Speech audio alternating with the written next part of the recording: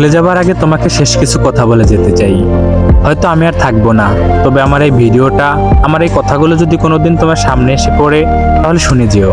হয়তো আমার না বলা কিছু কথা তুমি শুনতে পাবে।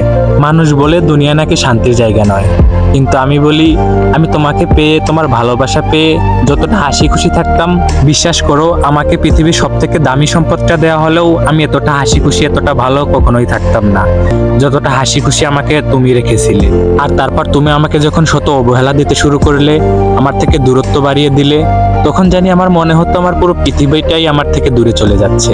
আর ঠিক তখন আমি বুঝতে পারলাম যে প্রিয় মানুষকে ছাড়া দুনিয়ার বুকে বেঁচে থাকা কতটা কষ্টের হতে পারে। আর তখন আমার আশেপাশে থাকা মানুষের বলা সেই পুরনো কথাগুলো মনে পড়লো, যারা একসময় আমাকে বলেছিল যে দুনিয়া শান্তির জায়গা নয়, দুনিয়া হচ্ছে কষ্টের জায়গা। দুনিয়া যদি শান্তির জায়গা হইতো, তাহলে আল্লাহ তাআলা কখনোই জান্নাত বানাতেন না। আসলেই আমি সেটা বুঝতে পারিনি। আমি তোমাকে ভালোবেসে আমার জান্নাত আমি দুনিয়ায় খুঁজে নিয়েছিলাম, তাই তো এই কষ্টটা আমার পাওনা ছিল। তবে এখন আর কোনো কিছু হারানোর ভয় নেই। একসময় যেটা হারানোর ভয় করতাম, সেটাই তো আজকে হারিয়ে গেছে। তবে তুমি ভালো থেকো তোমার ব্যক্তিগত জীবনে, আর আমি কখনো বাধা হয়ে দাঁড়াবো না।